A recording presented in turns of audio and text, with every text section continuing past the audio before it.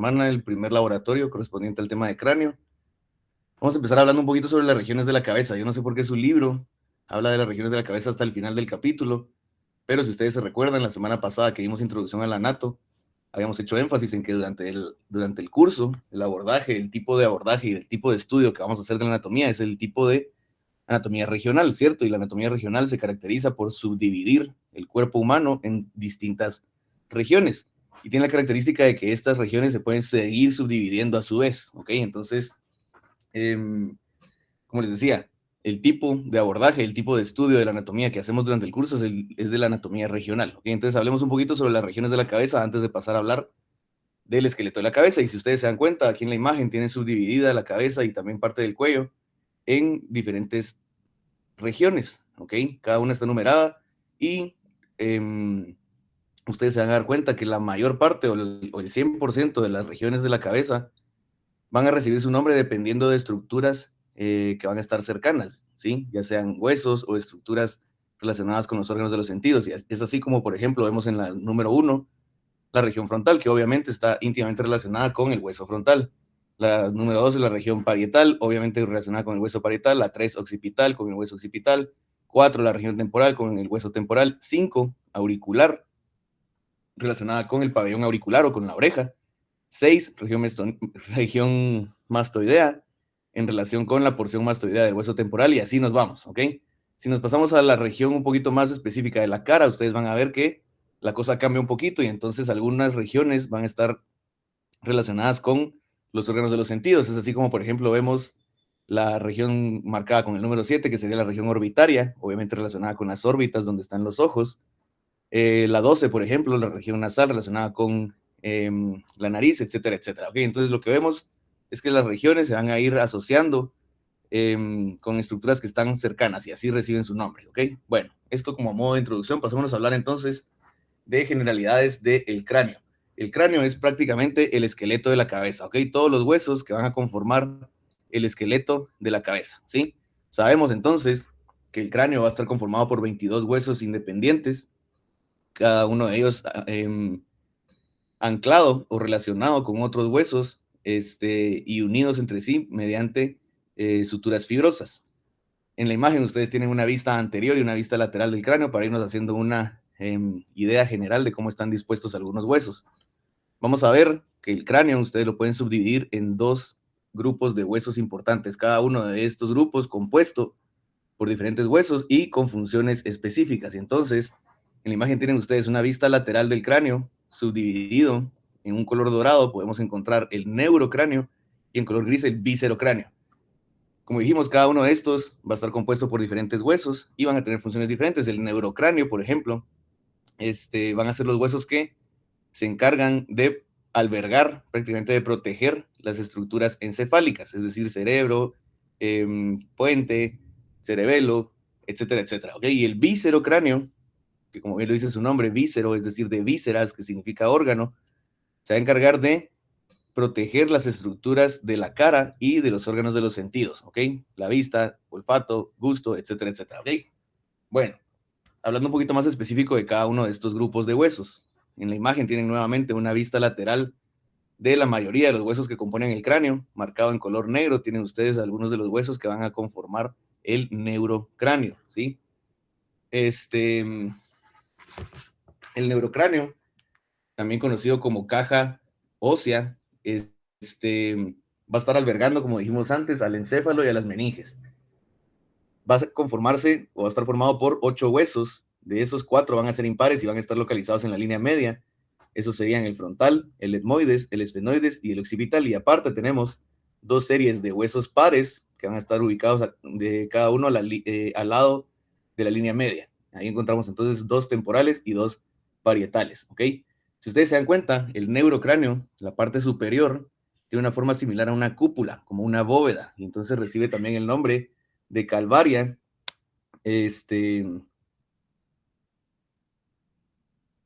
o de bóveda craneal, ¿ok? Esta parte aquí superior. Tiene la característica de que todos los huesos que forman la calvaria o la cúpula van a ser huesos planos. ¿Quién nos puede recordar cuál es la constitución de un hueso plano?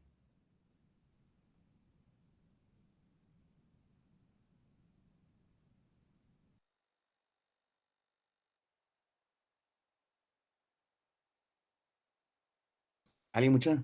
¿O aquí nos puede recordar qué significa constitución, pues?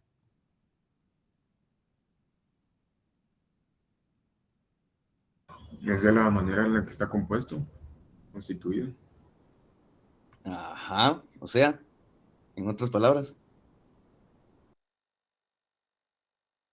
Como decir, como el material, por así decirlo, del que está compuesto. Y si no estoy mal, los huesos planos es hueso esponjoso, creo que es. Sí, tuvo la mitad de la respuesta buena, Nicole. Vamos a ver. Constitución, sí, es prácticamente el material del cual está hecha alguna estructura anatómica, mucha. Y los huesos planos en particular van a estar constituidos por una tabla de hueso compacto externa, una tabla de hueso compacto interna, y entre esas dos tablas de hueso compacto, hueso esponjoso. ¿Ok? Esa es la constitución de un hueso plano. Y todos estos huesos que forman la bóveda craneana son huesos planos. Les hago esta pregunta de la constitución porque estos tres términos siempre provocan confusión, mucha. Ya lo vi con sus compañeros la semana pasada, ya lo vi toda esta semana también. Entonces los términos de constitución, configuración y conformación son términos que pueden causar cierta confusión. Yo creo que a muchos de ustedes y de sus compañeros se les sigue dificultando comprender a qué se refiere cada uno. Y me gustaría dejarlo claro porque esto es algo, ustedes no me dejarán mentir, es algo que seguirán viendo durante todo el curso, que les va a seguir causando confusión y que les va a servir, si lo entienden, les va a servir para resolver hojas de trabajo, exámenes cortos, etcétera, etcétera. Entonces, constitución, ya Nicole nos explicó bien, es básicamente el material del cual está hecho alguna estructura anatómica, ¿ok? Eso es constitución. Cuando hablamos de conformación, son las partes que forman alguna estructura, ¿ok? ¿Qué partes tiene cierta estructura? Ahí van a ver ustedes entonces algún hueso en particular, por ejemplo el fémur, y entonces van a ver ustedes que el fémur tiene una cabeza, tiene un cuello, tiene un cuerpo, tiene un extremo distal, etcétera, etcétera, ¿ok? Partes que forman alguna estructura en particular, ¿ok? Y configuración, la configuración ustedes van a ver que su libro o la literatura anatómica que lean les hace una comparación de la estructura anatómica con alguna figura geométrica o alguna figura que ustedes conocen, ¿sí? Van a ver que les habla de pirámides, de cubos, incluso de letras, cuadriláteros, etcétera, etcétera, ¿ok? Ahora, la característica y el detalle importante de cuando hablamos de configuración y lo comparamos con una figura geométrica es que entonces le va a dar propiedades básicamente de una figura geométrica, ¿ok? Entonces vamos a encontrar bordes, van a encontrar lados, van a encontrar caras, ángulos, vértices, bases, etcétera, etcétera, ¿ok? Ese es un detalle bien, bien importante que tienen que saber. Cuando les hablan de configuración, entonces figura. Conformación, qué partes la forman. Y constitución, de qué material está hecho. Bueno, ojalá que les sirva eso mucho porque es bien importante tenerlo claro. Sigamos hablando del neurocráneo entonces.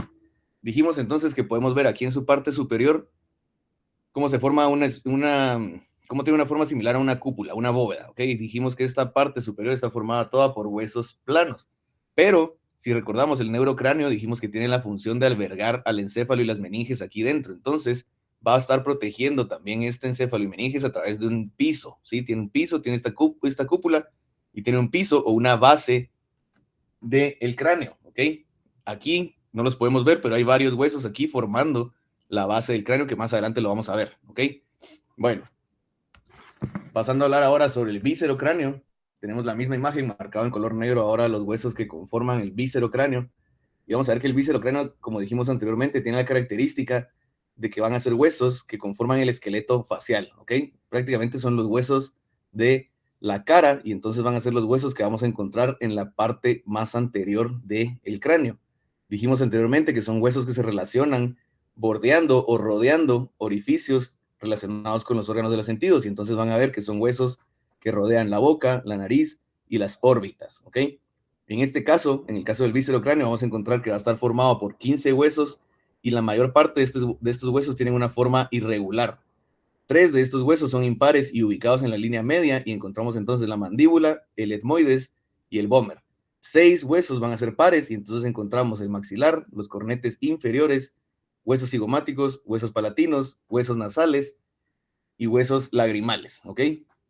Vamos a ver que los maxilares, como pueden ver ustedes aquí, es un hueso bastante grande y va a estar formando la mayor parte del esqueleto facial superior, mientras que la mandíbula va a formar la mayor parte del esqueleto facial inferior, ¿ok?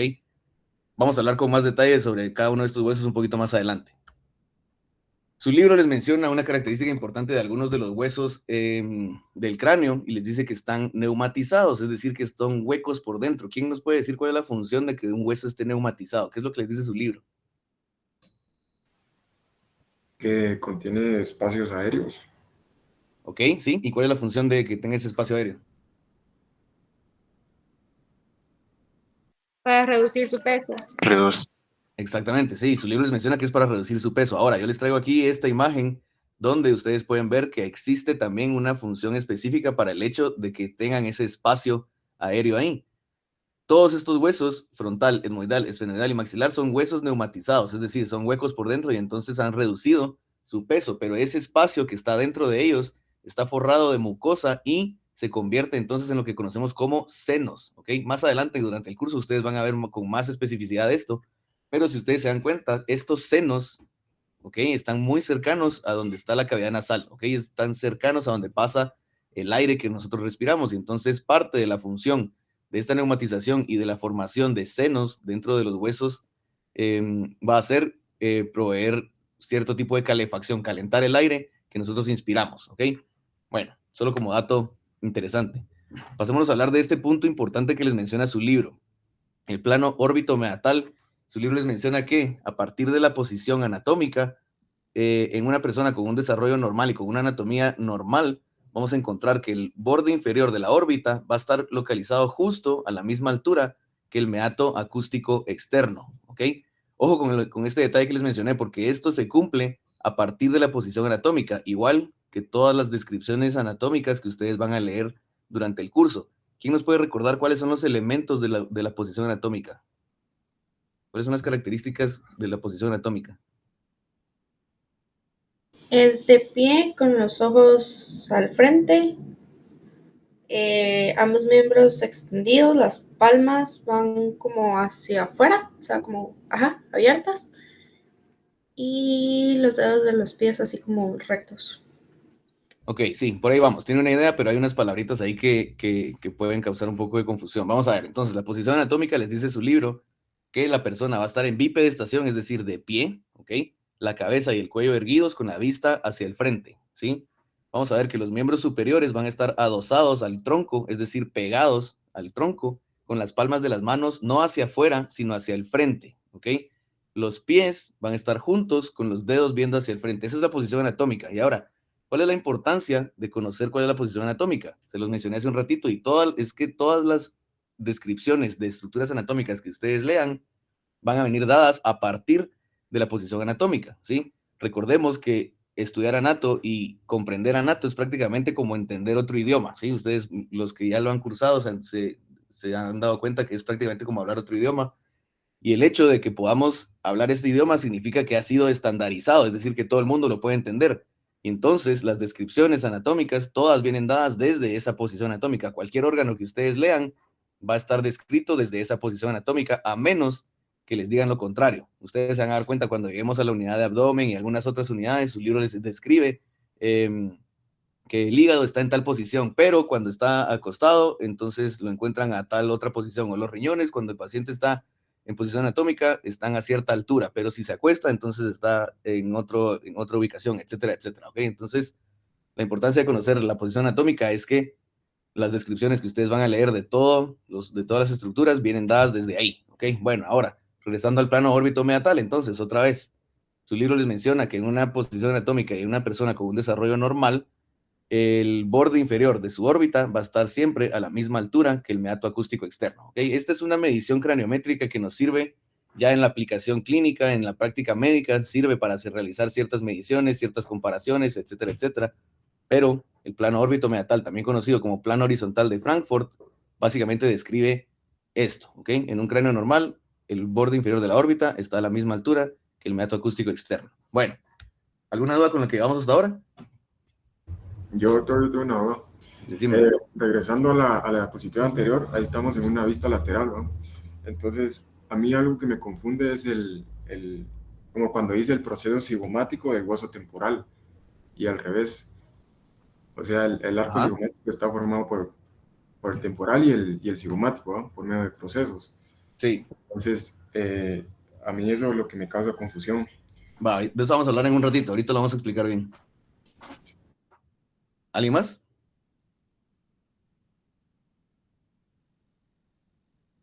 Bueno, pasémonos a hablar sobre las caras del cráneo, mucha. Fíjense que su libro hace un muy buen trabajo en facilitarles el estudio de la anatomía. Si se dan cuenta, ahorita con el estudio del cráneo, básicamente lo que su libro hace es agarrar el cráneo como que fuera un cubo, ¿ok? Y si es un cubo, entonces nosotros inmediatamente sabemos que le va a dar propiedades de una figura geométrica y entonces va a tener una cara anterior, una cara posterior, dos caras laterales, una cara superior y una cara inferior, ¿cierto? Su libro se lo subdivide así, entonces el estudio del cráneo y entonces agarra por caras a decirles aquí desde esta cara, si miramos el cráneo desde este lado, vamos a encontrar este y este y este hueso. Y en esos huesos encontramos este y este y este detalle anatómico. Súper sencillo, mucha. Entonces, vamos a agarrar ese orden que tiene su libro entonces y vamos a ir viendo por partes, ¿ok? Dijimos entonces que siendo un cubo va a tener diferentes superficies. Empecemos hablando sobre la cara anterior. En la cara anterior, ustedes van a ver que hay diferentes huesos, pero si recordamos, dijimos que la mayor parte de los huesos de la cara anterior van a estar formados por el esqueleto facial, ¿ok? Aparte de esos huesos del esqueleto facial, vamos a encontrar entonces también el hueso frontal. El hueso frontal ustedes lo tienen ubicado, lo tienen señalado en esta imagen con este color rosado. Tienen señalados algunos detalles anatómicos importantes que hay que conocer. Y entonces vamos a ver que prácticamente el hueso frontal es el esqueleto, valga la redundancia, de la frente, ¿ok? ¿Quién nos puede recordar rápidamente cuál es la conformación del hueso frontal?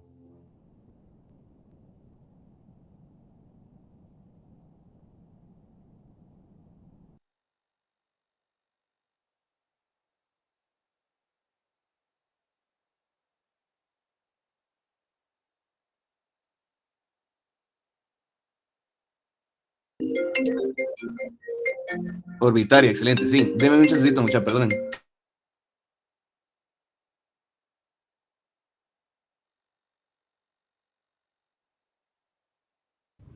Olvídenlo, pues sí. Bueno, una porción, sí, muy bien, Andy. Una porción frontal, perdón, una porción escamosa y una porción orbitaria. Esa es la conformación del hueso frontal. Recordemos otra vez, dijimos que conformación es las partes que forman alguna estructura anatómica, ¿ok? Y hablando específicamente del hueso frontal, encontramos entonces que va a tener una porción escamosa, que es la porción vertical y que forma exactamente la frente, y una porción orbitaria, que es una porción horizontal y que si ustedes se dan cuenta está formando este, el techo de la órbita en esta vista, pero también va a formar parte de la fosa craneal anterior en la base del cráneo. Eso lo vamos a ver un poquito más adelante, pero es un detalle bien importante que deben conocer. Entonces, yo siempre les hago la comparación de que el hueso frontal ustedes lo pueden ver más o menos desde una vista lateral, como si ustedes hicieran la forma de una L con su índice y con su pulgar. El índice sería entonces la porción escamosa, ¿sí? Y el pulgar sería la porción orbitaria. Esto es viéndolo desde una vista lateral. Entonces, la parte de abajo de su pulgar sería esta porción o esta cara orbitaria que forma el techo de la órbita y la parte de dentro de su pulgar vendría siendo lo que va a formar la fosa anterior del cráneo y donde va a estar descansando los lóbulos frontales del cerebro. Bueno, detalles anatómicos importantes que encontramos en el hueso frontal. Ustedes van a ver aquí el sitio donde se articula o donde se fusiona con los huesos nasales y es el punto cranométrico conocido como nación, ¿ok? Vamos a ver que un poquito más superior encontramos un área deprimida de este hueso frontal y lo conocemos como la glabela. A partir de la glabela hacia lateral se extienden dos crestas o arcos superciliares que van a formar prácticamente el esqueleto de donde van a estar ubicadas después las cejas, ¿ok? Encontramos también por este lado la fusión que tiene con el hueso cigomático y aquí en el centro ustedes ven esta fusión donde se unieron las dos porciones que en la vida embrionaria estaban desarrollando el hueso frontal. ¿Quién nos puede recordar cómo se llama esta sutura que vemos ahí? Metópica. Metópica. Ok, sí, entonces esta es la sutura metópica y como dijimos es prácticamente el sitio donde se han unido las dos porciones que antes estaban formando el desarrollo del hueso frontal. Permítanme un momento, muchas disculpen.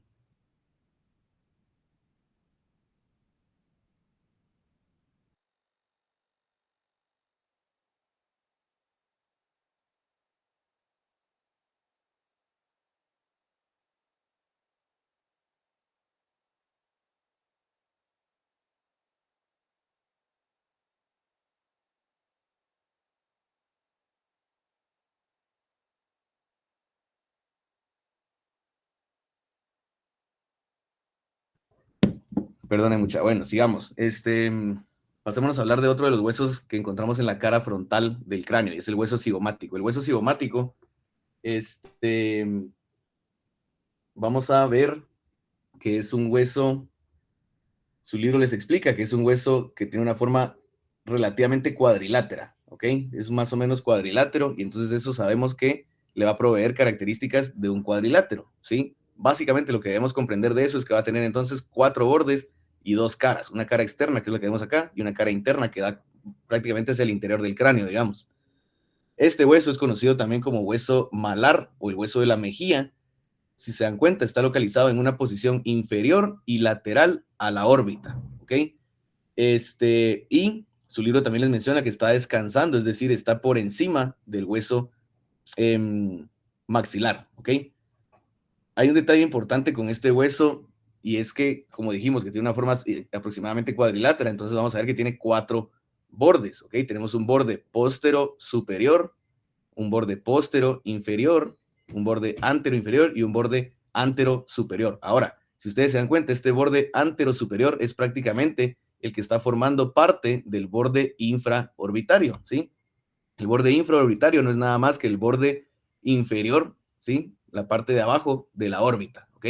Pero si ustedes se dan cuenta, el cigomático no forma completamente, no forma el 100% del borde infraorbitario, sino que también participa el maxilar. Y entonces el cigomático en particular está formando el borde infraorbitario en su aspecto más lateral, ¿ok? Esto es bien importante que tengamos esa diferenciación. Bueno, pasemos a hablar de otras partes de la cara anterior del cráneo. Aquí vamos a hablar un poco sobre la región nasal, y aquí en esta imagen ustedes están viendo el cráneo directamente de frente, ¿ok? Si nos vamos desde la parte más superior de esta imagen, vamos a encontrar los huesos nasales, que como ya habíamos mencionado anteriormente, se fusionan hacia superior con el hueso frontal en lo que conocemos como, en un punto cranométrico que conocemos como nación.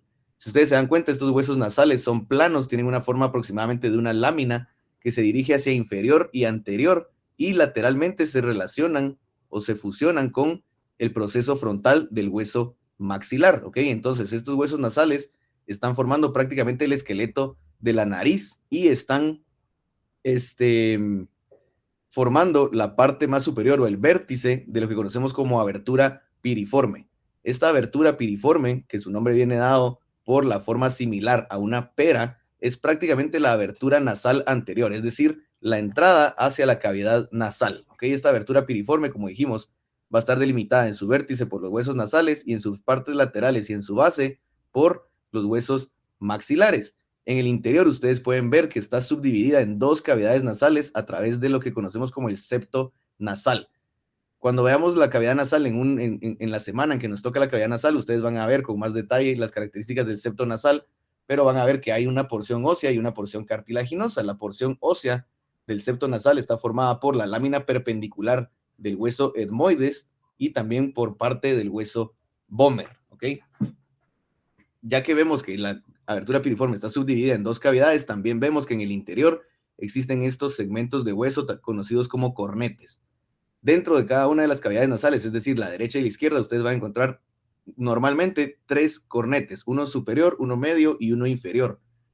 Recordemos que los cornetes superior y medio son parte del hueso etmoides, ¿ok? Aquí ustedes pueden ver el cornete medio y el cornete inferior, ¿ok? Entonces superior y medio son un segmento, son una parte del hueso etmoides, mientras que los cornetes inferiores son huesos independientes, ¿ok? Son huesos aparte, tienen el mismo nombre que los cornetes superior y medio, o sea, todos se llaman cornetes, pero el cornete inferior es un hueso independiente, ¿ok? Ese es un detalle bien importante que deben conocer, y de hecho, si se recuerdan, cuando mencionamos cuáles eran los huesos que conformaban el viscerocráneo, mencionamos ahí dentro de todos los huesos a los cornetes inferiores.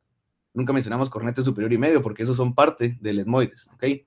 Bueno, pasémonos a hablar sobre el hueso maxilar. Habíamos mencionado que el hueso maxilar va a estar formando la mayor parte del esqueleto facial superior. Lo tienen identificado en esta imagen con este color rosado. Hay señalados ahí algunos de sus detalles anatómicos más importantes. Y vamos a encontrar entonces que este hueso maxilar va a estar relacionado con múltiples huesos en la región de la cara, ¿ok? Ya mencionamos anteriormente que va a estar formando o va a estar delimitando la abertura piriforme en su borde lateral y en su base, vemos cómo se proyecta hacia superior para unirse con el hueso frontal y con los huesos nasales. Hacia lateral se relaciona con el hueso cigomático, y hacia inferior, pues vamos a tener en su borde inferior unos procesos alveolares que son los que proveen inserción para las piezas dentales, ¿ok?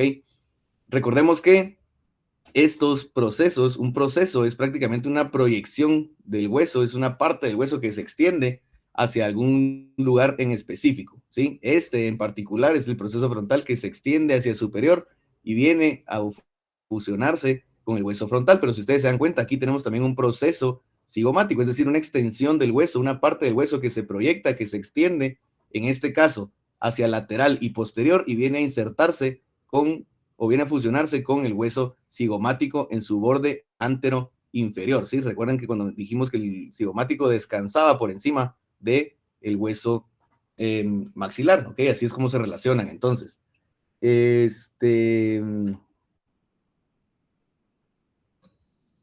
Veamos por último, aquí en la cara anterior del cráneo, la mandíbula. La mandíbula, su libro les dice que tiene una forma similar a una U.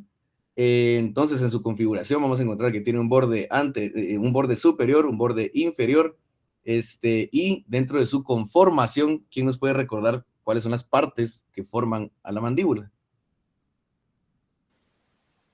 Rama y el cuerpo. El cuerpo. Sí. Muy bien, entonces esas serían las partes de la mandíbula. Entonces tenemos dos porciones verticales, conocidas como ramas, y una porción horizontal y central, conocida como cuerpo, ¿de acuerdo? Vamos a ver que existen ciertos detalles anatómicos importantes en la mandíbula. Vamos a ver que dentro de la conformación de la rama en específico encontramos lo que se conoce como cóndilo de la mandíbula. Este cóndilo de la mandíbula es el que se va a ir a articular con el hueso temporal en el cráneo, específicamente en la fosa condilar, ¿sí? Y van a provocar, entonces, van a proveer las dos estructuras, las dos superficies articulares para la articulación temporomandibular, es decir, la articulación de la mandíbula, ¿ok? Otros detalles anatómicos importantes que vemos en la mandíbula, también en el borde superior del cuerpo, vamos a encontrar procesos alveolares como vimos en el maxilar, y estos son los que proveen entonces inserción para las piezas dentales. En la línea media y en la parte más inferior del cuerpo vamos a encontrar la protuberancia mentoniana, que es prácticamente una elevación ósea que tiene una forma aproximadamente triangular y que se va a encontrar inferior a la sínfisis mandibular. ¿Quién nos recuerda qué es la sínfisis mandibular?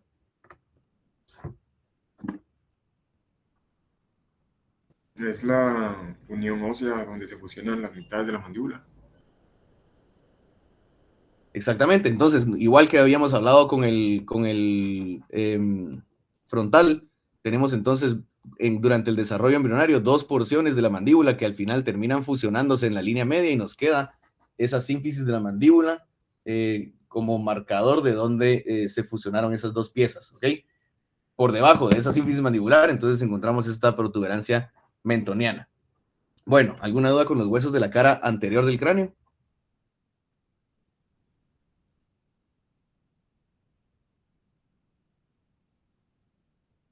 No todo claro, doctor. Vamos a hablar un poquito sobre la cara lateral, entonces. Aquí vamos a encontrar ciertos detalles importantes. Cuando vemos el cráneo desde una vista lateral, entonces ustedes se van a dar cuenta que obviamente podemos ver tanto estructuras del neurocráneo como estructuras del viscerocráneo, ¿ok? Y hay un montón de huesos ahí y un montón de detalles anatómicos importantes. Vamos a mencionar algunos de los más específicos, ¿ok? Si nos centramos ahorita en el neurocráneo, vamos a ver que existe un área bien delimitada y bien específica, que en esta imagen está marcada con una línea punteada de color rojo, y la conocemos como la fosa temporal, ¿ok? La fosa temporal tiene unos límites bien específicos. ¿Quién nos puede recordar cuáles son esos límites?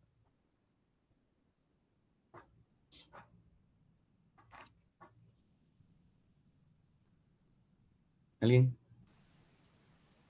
Dale, Freddy. ¿No? No. La Es fosa, que Freddy tiene el micrófono abierto, pero no habló al final. A ver, Daniel. la fosa temporal, si no estoy mal, está limitada superior y posteriormente por las líneas temporales superior e inferior. Uh-huh. Y Sí, ¿qué más? anteriormente esta está limitada por los huesos frontal y el cigomático, e inferiormente por el arco cigomático. Ok, muy bien. Bueno, la fosa temporal es una estructura que vamos a ver en la próxima semana con un poco más de detalle, pero es prácticamente una depresión que encontramos en la cara lateral del cráneo y es el sitio donde se va a estar alojando el músculo temporal, que en esta imagen sí lo podemos ver y aquí está cubierto por su fascia incluso. Y entonces tiene unos límites bien específicos, superior y posteriormente ustedes van a encontrar las líneas temporales superior e inferior, ¿ok? Anteriormente el hueso frontal y el hueso cigomático e inferiormente el arco cigomático, que ahorita vamos a platicar de él, ¿ok? Esta sería la fosa temporal, pero otra cosa importante que encontramos en esta región y que es profundo a la fosa temporal va a ser este punto cranométrico importantísimo conocido como terión.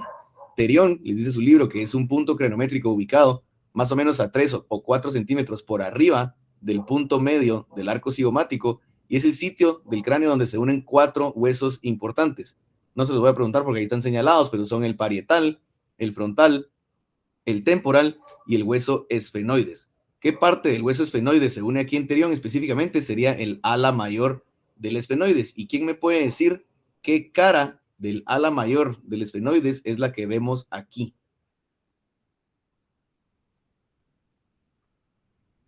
No sería la anterolateral, no sería, ¿no? No, porque no existe. Anterior. Es la cara temporal. Es la cara temporal, muy bien. Cuando hablemos sobre el esfenoides, vamos a ver que hay 4 caras del ala mayor del esfenoides y dependiendo desde dónde lo veamos, vamos a encontrar las caras dispuestas en diferentes ubicaciones, digamos. Pero en esta cara, en este lado en particular, aquí, donde se está uniendo el esfenoides en terión, esto es su cara temporal. Tiene bastante lógica porque estamos hablando de la fosa temporal, ¿cierto? Bueno, ese punto es importante acá. Pasémonos a hablar un poquito sobre otros detalles importantes que vemos en esta cara lateral y aquí vemos entonces el meato acústico externo, que es prácticamente el orificio de entrada, ¿sí? El sitio de entrada hacia el conducto auditivo. Inferior y posterior a este meato acústico externo, ustedes encuentran el proceso mastoides, que es parte del hueso temporal y que si ustedes se recuerdan, le provee el nombre a una región específica de la cabeza que sería la región mastoidea, ¿ok? Bueno, hablando un poquito de las estructuras que vemos en la vista lateral del viscerocráneo, vamos a ver que existe otra fosa importante que también lo vamos a ver la próxima semana, conocida como la fosa infratemporal, y esa les dice su libro que va a estar ubicada inferior a la fosa temporal y profunda al arco cigomático, ¿ok? Si aquí nosotros quitamos lo que conocemos como arco cigomático, ahí en la profundidad de esto, es decir, haciéndose más medial, encontramos la fosa infratemporal. Y ahora que estamos hablando sobre el arco cigomático y que ya habíamos dicho que da un poco de duda cómo se forma, ¿alguien que nos quiera decir cómo se forma el arco cigomático?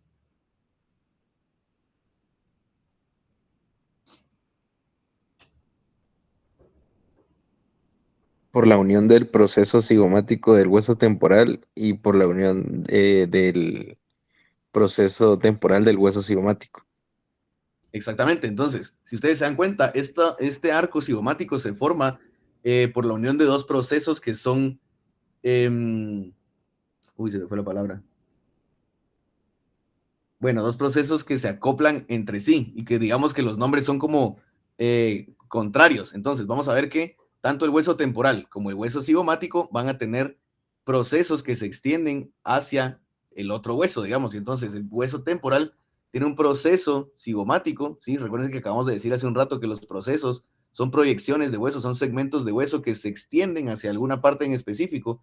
Y entonces, este proceso cigomático del hueso temporal se está extendiendo hacia anterior para venir a anclarse, para venir a fusionarse con el proceso temporal del hueso cigomático. Y el proceso temporal del hueso cigomático, ya lo habíamos visto antes, que se extiende hacia posterior y termina articulándose con este proceso cigomático del temporal. Así es como se forma entonces el arco cigomático. Más adelante vamos a ver otra vista del arco cigomático para que a ustedes les quede un poquito más claro cómo está dispuesto y por qué recibe ese nombre de arco, ¿ok? Bueno, de ahí, desde esta vista lateral en el viscerocráneo, su libro les menciona que es importante ver la extensión que tiene la cara lateral del maxilar y también la cara lateral de la mandíbula. pasémonos a hablar un poquito sobre la cara posterior del cráneo. Cuando le damos la vuelta y vemos el cráneo desde atrás, ustedes van a ver que encontramos diferentes huesos que componen esta cara posterior, marcados en diferentes colores. Encontramos entonces los huesos parietales. Ah, la gran, perdón, mucha.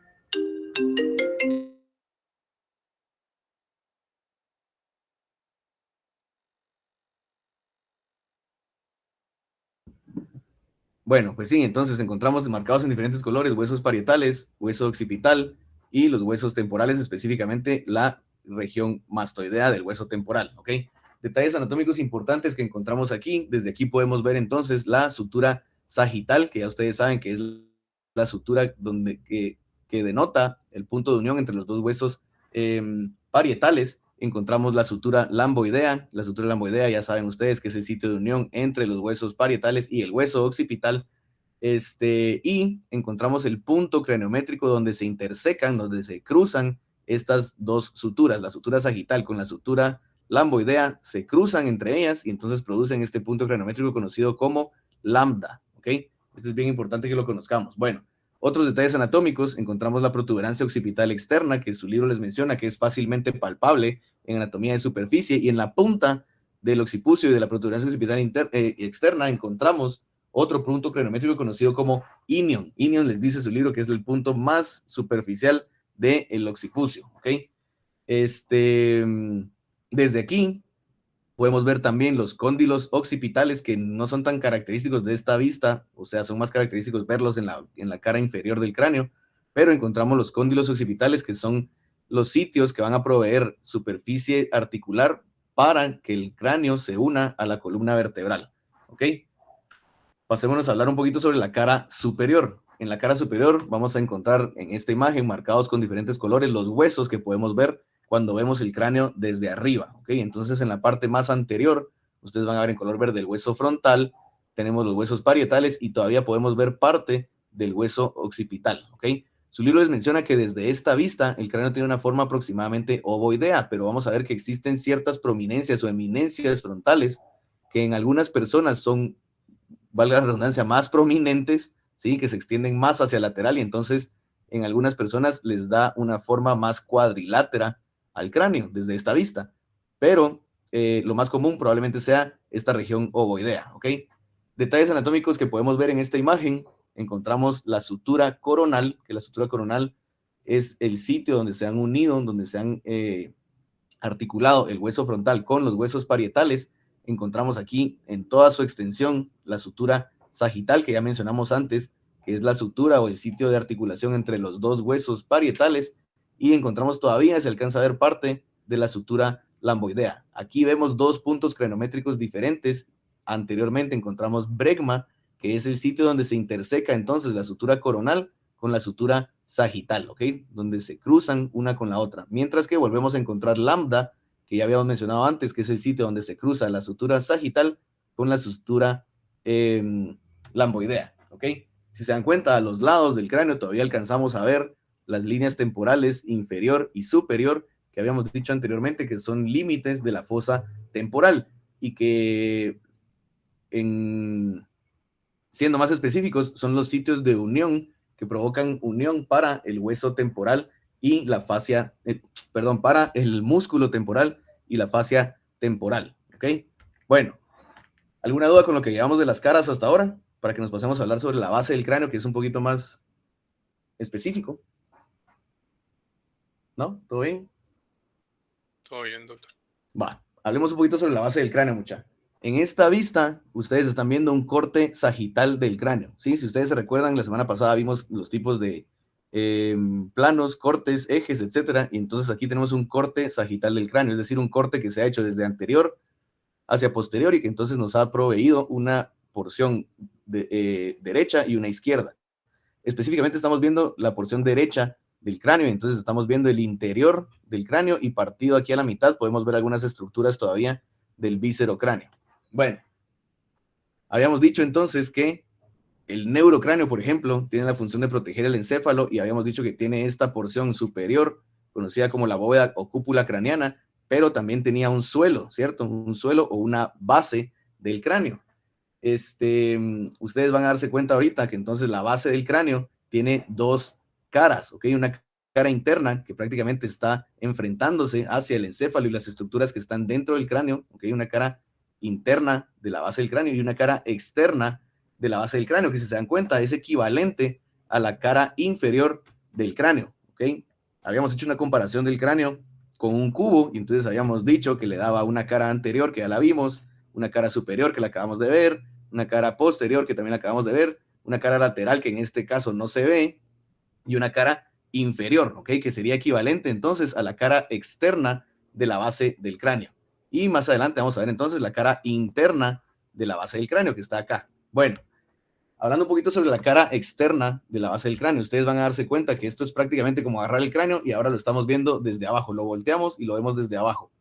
Tienen marcados en diferentes colores los diferentes huesos que podemos encontrar desde esta vista. Y su libro lo que hace es que les empieza a describir estructuras anatómicas en un orden desde anterior hacia posterior. Entonces vamos a empezar a agarrar desde lo más anterior hasta lo más posterior, describiendo algunos detalles importantes. Como dijimos, en diferentes colores tienen ustedes los diferentes huesos que forman la cara externa del cráneo. Vamos a empezar hablando de esta estructura importantísima que conocemos como paladar duro o paladar óseo. Se hace énfasis en esto de paladar duro porque existe también un paladar blando, ¿ok? Aquí, como estamos viendo el esqueleto de la cabeza, únicamente mencionamos el paladar duro o paladar óseo formado por dos huesos en particular. El hueso maxilar, que ya vimos parte de él anteriormente, y el hueso palatino. Cuando les hablan de la conformación de el paladar óseo, entonces ustedes saben que hay dos huesos que forman este paladar óseo, ¿ok? Maxilar y palatino. Pero dentro de la conformación de cada uno de esos huesos, encontramos que hay unas partes específicas de cada uno de ellos que vienen a unirse y que forman el paladar duro. ¿Quién se recuerda qué partes son de cada uno de esos huesos?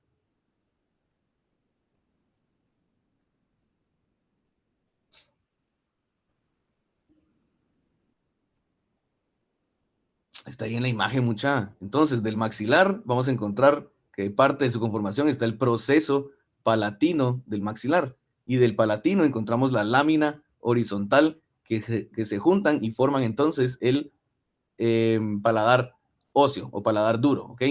Si se dan cuenta, aquí tenemos otra vez el borde inferior del maxilar y entonces aquí encontrábamos los procesos alveolares que proveen inserción para las piezas dentales, ¿ok? Si nos hacemos un poquito más posterior, vamos a encontrar aquí lo que se conoce como el borde libre del paladar duro. El borde libre recibe ese nombre porque prácticamente ya no se une con ninguna estructura ósea acá. Obviamente va a estar recubierto por mucosa y va a desembocar hacia la faringe, etcétera, etcétera, pero ya no tiene ninguna unión con ninguna estructura ósea y por eso recibe el nombre de borde libre. Su libro les dice que posterior y superior al borde libre encontramos dos aberturas que corresponden a las aberturas nasales posteriores, también conocidas como coanas.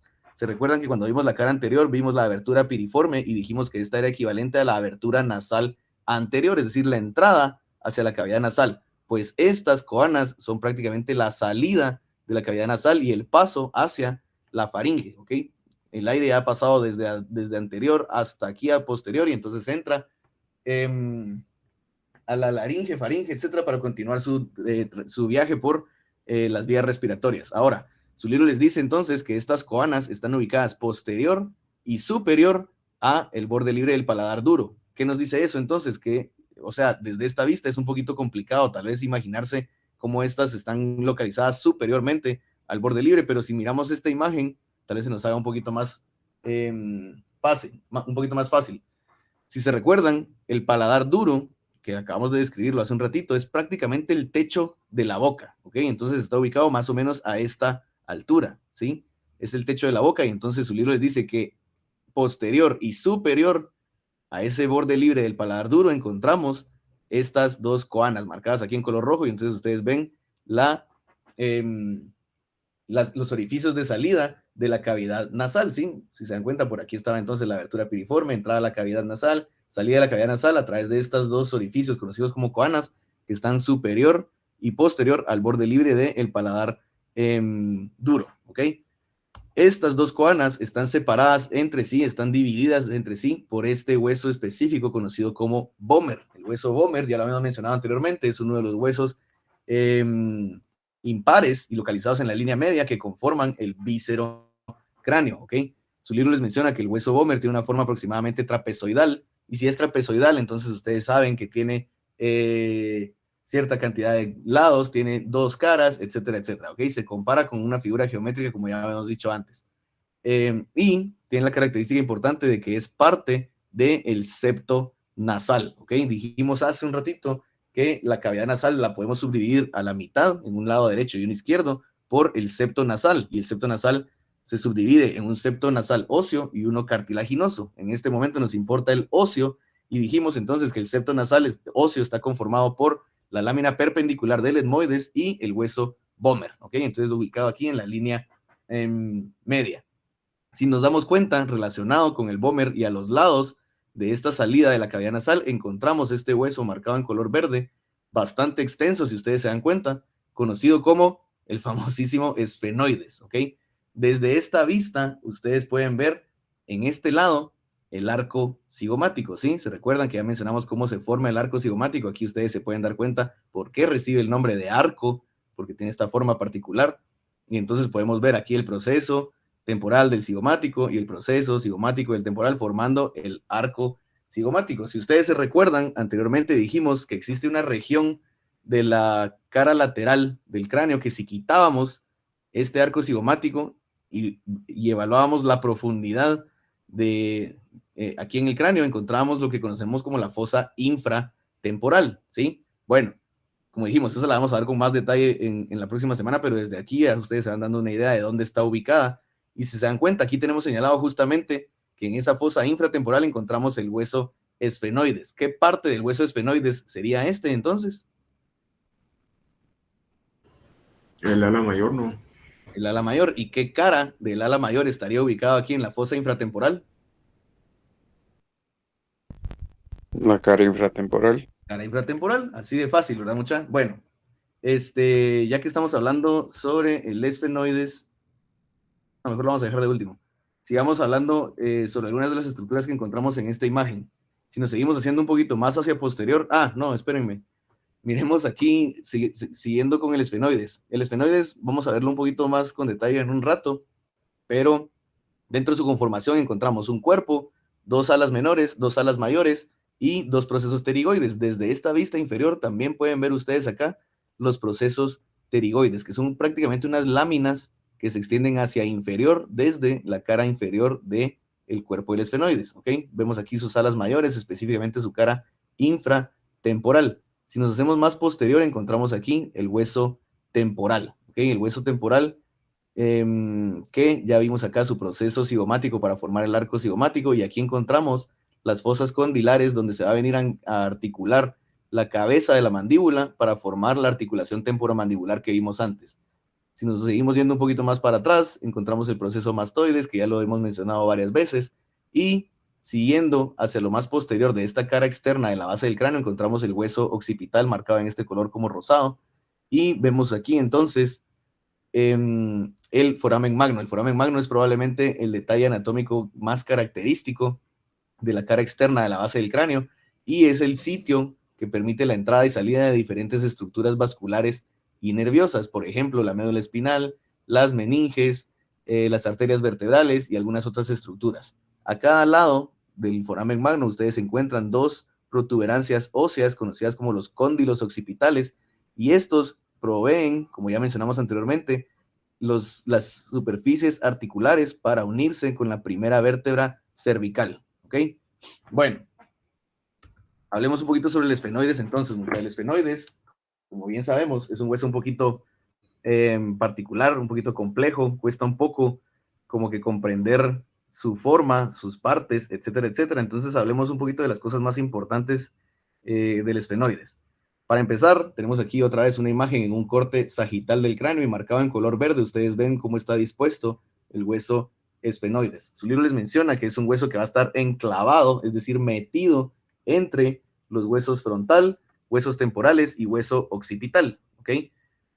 Tiene la característica de que va a ser un hueso alado. De hecho, se conoce también como hueso pterigoides, y la palabra pterigoides, si no estoy mal, viene del griego, que significa que tiene alas, ¿ok? Y entonces vamos a ver que dentro de su conformación, como dijimos hace un ratito, vamos a encontrar un cuerpo, 2 alas menores, 2 alas mayores y 2 procesos pterigoides, ¿de acuerdo? Si pasamos a esta diapositiva y vemos entonces el esfenoides desde una vista anterior, vamos a ver que cada una de sus partes, cada una de las partes que lo forman, están marcadas en diferentes colores, ¿ok? Entonces aquí en el centro y en color azul ustedes ven el cuerpo, las alas mayores las ven en un color verde, las alas menores, perdón, las alas mayores en color rojo y los procesos pterigoides en amarillo, ¿ok? Bueno, vamos a ver que el cuerpo del esfenoides en particular, su libro les hace la comparación con un cubo, otra vez un cubo, y entonces va a tener una cara anterior, una posterior, 2 caras laterales, una superior y una inferior, ¿de acuerdo? Es prácticamente un cubo. Vamos a ver más adelante que hay ciertas características importantes específicamente en la cara superior del cuerpo del esfenoides. Las alas menores, por otro lado, marcadas en color verde en esta imagen, tienen una forma similar a una pirámide, ¿ok? En esta cara anterior ustedes pueden ver que tiene una forma triangular. Cuando nos pasemos a ver la cara interna, la base del cráneo, las vamos a ver desde arriba y van a ver que también tiene una forma triangular desde esa vista, pero tridimensionalmente tienen una forma similar a una pirámide. Y entonces vamos a ver que su base va a estar orientada hacia la cara lateral del cuerpo del esfenoides, ¿ok? Y se extiende lateralmente con el vértice hacia lo más lateral, ¿ok? Las alas mayores del esfenoides, por otro lado, marcadas aquí en color rojo, no tienen una forma en específico, se distribuyen de una forma un poquito peculiar, un poquito rara, digamos, y se abren a manera que van a estar involucradas en diferentes partes del cráneo. Y es así como entonces las caras, perdón, es así como las alas mayores del esfenoides, vamos a encontrarle que van a tener 4 caras en específico. Dijimos que estas caras vamos a encontrar dependiendo desde dónde estemos viendo el cráneo, ¿ok? Y ya habíamos listado un par de ellas. Dijimos que tenemos una cara temporal, tenemos una cara infratemporal, tenemos también una cara orbitaria y tenemos también una cara cerebral, ¿ok? 4 caras de las alas mayores del esfenoides. Entonces, si quieren, usemos otras imágenes para ir viendo dónde está cada una de ellas. Hacemos esta que teníamos aquí del maxilar. Desde aquí podemos ver nosotros el interior de la órbita y podemos ver también la región temporal. Y entonces acá en específico, donde les estoy señalando, esta sería la cara orbitaria del ala mayor del esfenoides, que como bien lo dice su nombre, está formando parte de la pared de la órbita, ¿ok? Pero, si ustedes se dan cuenta, ya en esta parte externa del cráneo, el ala mayor del esfenoides está formando parte de la fosa infratemporal y parte de los huesos que se unen en este punto craniométrico conocido como terión, ¿ok? Entonces aquí vemos cara temporal y cara orbitaria del hueso del ala mayor del esfenoides, ¿ok?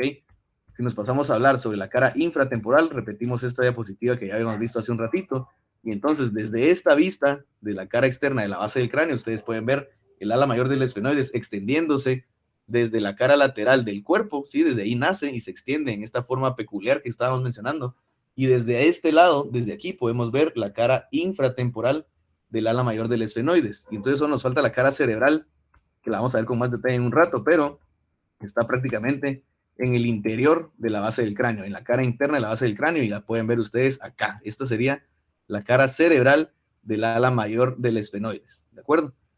Bueno, por último, en la conformación del hueso esfenoides encontramos 2 procesos pterigoides marcados en color amarillo en esta imagen. Su libro les menciona que se extienden desde la cara inferior del cuerpo del esfenoides y se subdividen a su vez en 2 láminas, ¿ok? O sea, el proceso pterigoides del esfenoides está conformado por 2 láminas, una lateral y una medial. Ustedes ya no tienen complicación en comprender qué es lateral y qué es medial. Lo que es lateral está más alejado de la línea media, lo que es medial está más cerca de la línea media. Entonces, proceso pterigoides conformado por una lámina lateral y una lámina medial, ¿de acuerdo? Esto sería a grandes rasgos, entonces, las características más importantes de la conformación y algunas de la configuración del hueso esfenoides. Ahorita lo vamos a ver un poquito más a detalle cuando veamos la cara interna de la base del cráneo, ¿ok?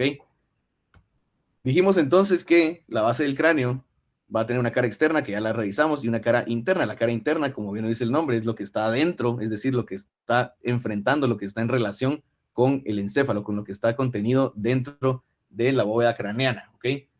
Vamos a ver que va a estar compuesta esta base del cráneo por diferentes huesos que nosotros los agrupamos en fosas.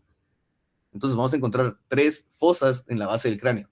una fosa anterior, una media y una posterior. Tienen la característica, como habíamos mencionado hace un rato, que esta base del cráneo va a estar inclinada, ¿sí? Si se dan cuenta, la fosa anterior va a ser más superior, la fosa media ya viene un poquito más abajo, y la fosa posterior va a ser la más inferior de todas, ¿ok? La base, la cara interna, la base del cráneo, podemos ver que va a estar inclinada, ¿de acuerdo? Vamos a encontrar entonces diferentes huesos formando cada una de las fosas y hay diferentes detalles anatómicos importantes en cada una de ellas. Pasémonos a hablar sobre la fosa craneal anterior. Marcados en diferentes colores, ustedes encuentran los huesos que conforman la fosa craneal anterior. Tenemos en azul el hueso frontal, en lila el hueso etmoides y en amarillo parte del hueso esfenoides, ¿ok? ¿Quién nos puede recordar qué parte de la conformación del frontal está dándonos esta parte de la fosa craneal anterior?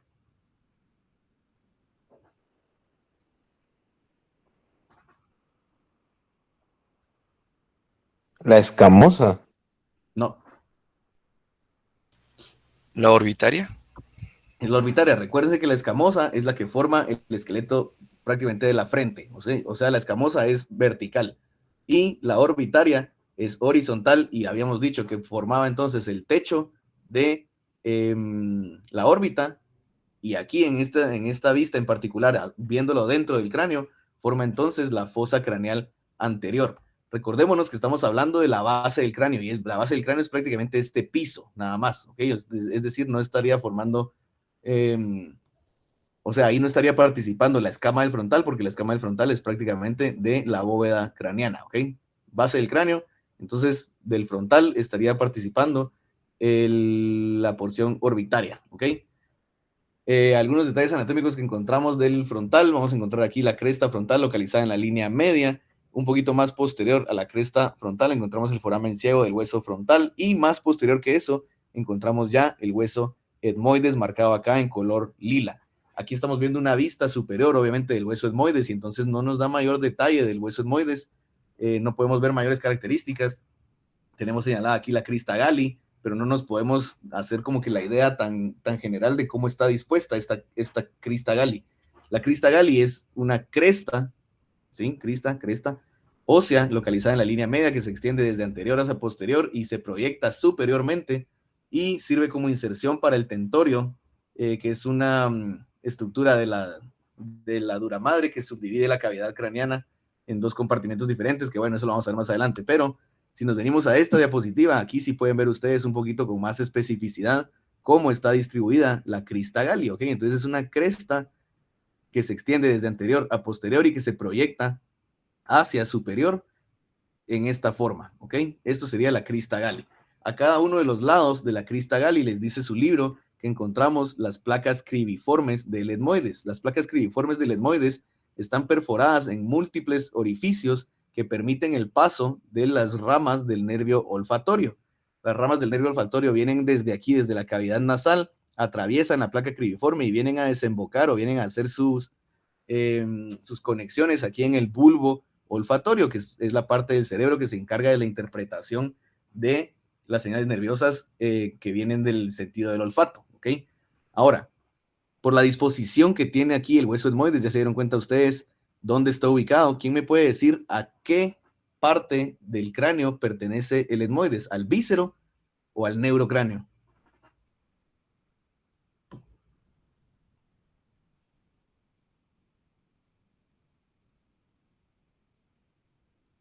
Digo el etmoides. Sí. Al viscerocráneo. El libro dice que es del viscerocráneo. Nicole dice que el libro dice que es el viscerocráneo. ¿Alguien que piensa algo diferente? ¿Qué piensa Andrea Arceli? Si es el viscerocráneo, aunque ¿Aunque qué? también lo menciona en el neurocráneo, pero dice que es más del viscerocráneo. Ok, muy bien. Vamos a ver, ¿alguien que piensa algo más? ¿Quién desempata esto? Usted había mencionado algo de las conchas nasales y que por ello iban a estar unidas al viscerocráneo, algo así, entendido. Sí, por ahí vamos. Bueno, la cuestión es la siguiente, mucha, y es que por la posición, por la disposición que tiene el etmoides, la verdad es que no lo podemos clasificar en uno o en otro, no es solo del neurocráneo o no es solo del viscerocráneo, porque si se dan cuenta está participando en los dos, ¿ok? Dijimos anteriormente que el viscerocráneo son huesos que se encargan de formar el esqueleto facial y de rodear las estructuras de los sentidos, y entonces podemos ver cómo el etmoides está participando ampliamente en la formación de la cavidad nasal, por ejemplo. Pero si se dan cuenta, también forma una parte muy, muy importante de la fosa anterior de la base del cráneo, entonces también pertenece al viscerocráneo. Yo creo que no podemos, o más bien su libro, si no estoy mal, les dice que no podemos individualizarlo, no podemos asignarle un grupo en particular porque está participando en los dos, ¿ok? Bueno, seguimos hablando de la fosa anterior de la base del cráneo y se me ha olvidado un detalle importante aquí del frontal, específicamente de esta parte orbitaria del frontal, y es que ustedes van a encontrar ahí diferentes impresiones, ¿sí? Unas como rugosidades en la superficie interna de la porción orbitaria del frontal, y son rugosidades que corresponden específicamente con los giros y circunvoluciones de los lóbulos frontales de el cerebro. Recordemos que el cerebro, pues los lóbulos frontales del cerebro están prácticamente descansando encima de esta porción orbitaria del frontal, y entonces esas rugosidades como que se acoplan a los giros, circunvoluciones, etcétera, del cerebro.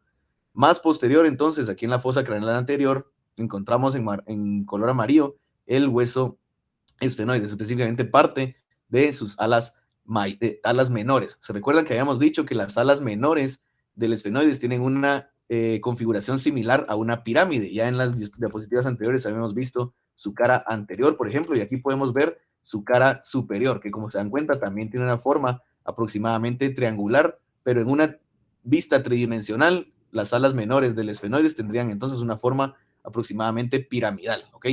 Detalle importante que tenemos acá es que en el borde posterior del ala menor del esfenoides marca el límite posterior en el aspecto lateral de la fosa craneal anterior, y vamos a ver que termina medialmente en dos procesos óseos conocidos como apófisis clinoides anteriores, ¿ok? Bueno, dejemos esta fosa craneal anterior y pasémonos a la fosa craneal media, ¿ok? En la fosa craneal media, ustedes pueden ver aquí marcados en diferentes colores los huesos que participan formando esta fosa craneal. Entonces en amarillo tenemos el esfenoides, aquí ya tenemos marcado tanto sus alas menores como sus alas mayores y su cuerpo, es decir, todo el esfenoides está participando en la fosa craneal media. En color café encontramos también la porción petrosa y parte de la porción escamosa del hueso temporal, y en verde encontramos un poquito del hueso, en verde encontramos aquí un parte de la porción escamosa del hueso parietal, ¿ok? Bueno, hablemos un poquito con más detalle de esta fosa craneal media. Hay un detalle bien importante que tienen que entender, y es cómo se separa la fosa craneal media de la fosa craneal anterior y de la fosa craneal posterior. Hay unos límites bien específicos para esto. Su libro le subdivide los límites en una porción lateral y en una porción central, ¿ok? El límite de la porción lateral es diferente al límite de la porción central, ¿ok? Entonces, lateralmente, la fosa craneal media se subdivide o se separa de la fosa craneal anterior por este borde posterior del ala menor del esfenoides, ¿ok? Aquí se mira un poquito con más detalle, pero todo este borde posterior del ala menor del esfenoides, conocida como la cresta esfenoidal, es el límite lateral que subdivide la fosa craneal media de la fosa craneal anterior. Y el límite central que subdivide estas dos fosas va a ser lo que conocemos como el limbo esfenoidal. El limbo esfenoidal es también el límite anterior de lo que conocemos como canal óptico, que lo estoy señalando acá. El canal óptico es prácticamente el sitio donde van a venir a desembocar los nervios ópticos, ¿sí? A partir de aquí vienen desde la cavidad, vienen desde la órbita, desde las órbitas, entran acá y aquí es donde donde se forma el quiasma óptico, etcétera, etcétera, pero aquí van a estar alojados esos nervios ópticos. El borde anterior del canal óptico es el limbo esfenoidal, y el limbo esfenoidal corresponde entonces al límite anterior y central que separa la fosa craneal media de la fosa craneal anterior, ¿ok? Bueno, veamos algunos detalles importantes acá. Desde aquí nosotros podemos ver lo que conocemos como la silla turca. La silla turca es un detalle anatómico importante que viene dado a partir de la cara superior del esfenoides, del cuerpo del esfenoides. ¿Se recuerdan cuando vimos esto? Mencionamos que el esfenoides tiene una forma similar a un cubo, y entonces tiene una cara anterior, posterior, inferior, dos laterales y una superior, ¿ok? Aquí obviamente no podemos ver mayor parte de la cara superior porque estamos viéndolo de frente, pero si nos pasamos a esta imagen, aquí sí podemos ver toda la cara superior del cuerpo del esfenoides. Entonces aquí podemos ver su detalle anatómico más importante, que va a ser la silla turca, que es prácticamente el sitio donde va a estar descansando la glándula hipófisis, ¿ok? Aquí otra vez tenemos un corte sagital del cráneo y podemos ver en este acercamiento el área conocida como la silla turca, ¿ok? La silla turca es prácticamente el sitio donde va a estar alojado, donde va a estar descansando la glándula hipófisis, ¿ok? Su libro les hace la comparación de la silla turca con una silla de montar. Yo no sé si alguno de ustedes ha montado caballo alguna vez, o ha visto una silla de montar, o ha visto un caballo, pero les hace la comparación de la silla turca con una silla de montar. Entonces vamos a ver que la silla turca en particular la podemos subdividir en tres partes, en tres partes principales. Vamos a ver entonces,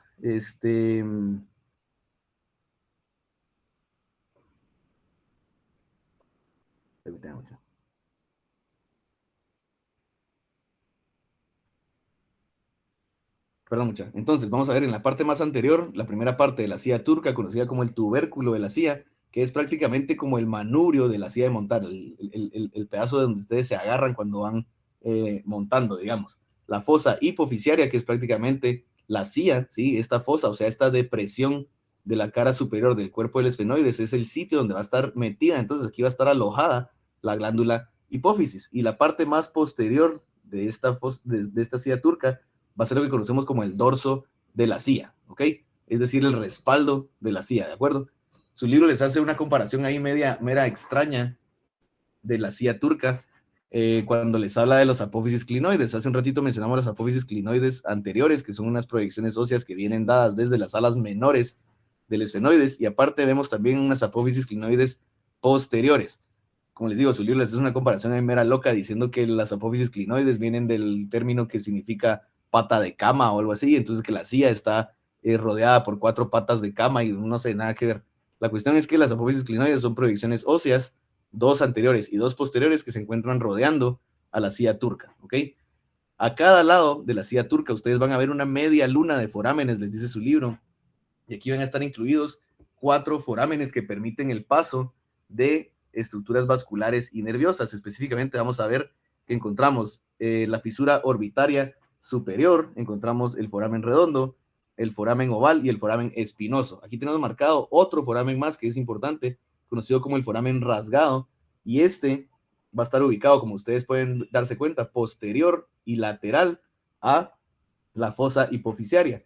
Su libro les hace una aclaración importante ahí, y es que este foramen en la vida, ¿sí?, está cerrado por una lámina cartilaginosa, es decir, está tapado, no es un foramen como tal, digamos, no es realmente un orificio por el cual atraviese nada, porque está tapado por una lámina cartilaginosa, ¿de acuerdo? Eso es bien importante y es la diferencia que tiene el foramen rasgado con los otros 4 forámenes que sí forman esa famosa media luna en las alas mayores del esfenoides, ¿ok? Bueno, si nos pasamos a hablar un poquito sobre la porción petrosa del hueso temporal, que también forma parte de esta fosa media, vamos a ver que aquí encontramos el límite que subdivide a la fosa craneal media de la fosa craneal posterior. ¿Quién me puede decir cuál es ese límite?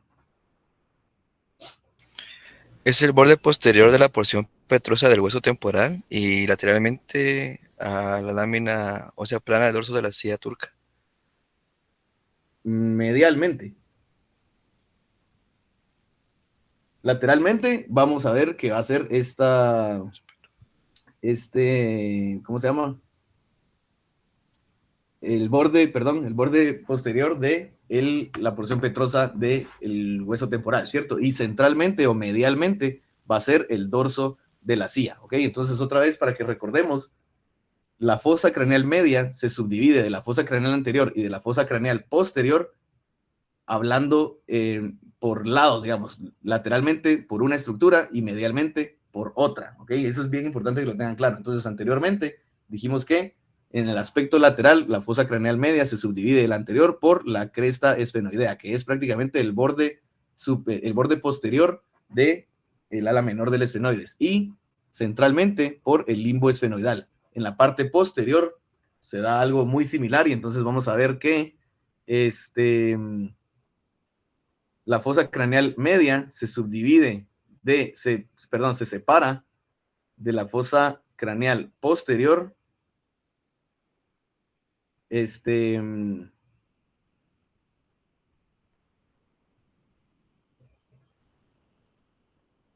divide de la fosa craneal posterior por el borde superior de la porción petrosa y centralmente por el dorso de la cía, ¿de acuerdo? Bueno, ya para terminar, hablemos un poquito sobre la fosa craneal posterior. Aquí otra vez tienen ustedes marcados diferentes huesos en diferentes colores y pueden darse cuenta de cómo el hueso occipital forma la mayor parte de la fosa craneal posterior, ¿ok? Detalles anatómicos importantes que encontramos aquí. Vamos a encontrar el clivus, que el clivus es prácticamente una rampa ósea que se dirige desde el dorso de la cía, se inclina inferior y posteriormente hasta venir a desembocar prácticamente en el foramen magno. Aquí lo podemos ver también. Se recuerdan que habíamos mencionado el tubérculo de la cía turca, la fosa hipoficiaria y el dorso de la cía. Desde el dorso de la cía, dirigiéndose hacia inferior y posterior, encontramos entonces el clivus. Es prácticamente una rampa que viene a desembocar en el foramen magno. El foramen magno ya habíamos mencionado que es uno de los detalles anatómicos más importantes del hueso occipital y que permite el paso de la médula espinal, de las meninges, de las arterias vertebrales, del nervio accesorio, etcétera, etcétera.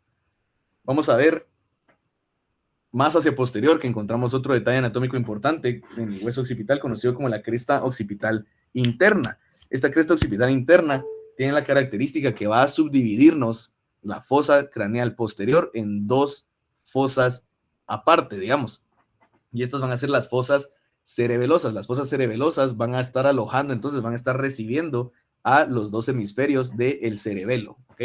Otros detalles anatómicos importantes que encontramos van a ser estos surcos que corresponden al sitio donde van a estar viajando los senos sigmoides y transverso del drenaje de la dura madre. Eso lo vamos a ver más adelante, pero ya ustedes tienen una idea de dónde están ubicados estos senos y cómo el hueso occipital tiene esos surcos para alojar a esos senos, ¿ok? Y bueno, por último encontramos también una protuberancia occipital interna, que es el sitio donde generalmente demarca, donde se intersecan estos senos de la dura madre. Bueno, no sé si alguien tiene alguna duda, algo más que quisieran que platiquemos. Eso es lo que teníamos preparado para esta actividad.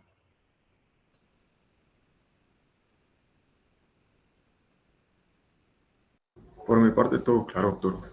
Gracias. Ok, muy bien. ¿Algún comentario de la clase? ¿Qué les pareció? ¿Algo que se pueda mejorar, cambiar? ¿Algo que se deje igual? Pues yo siempre les pregunto porque me interesa saber la opinión para ver cómo ir orientando las clases después, mucha. Por mi parte también todo claro.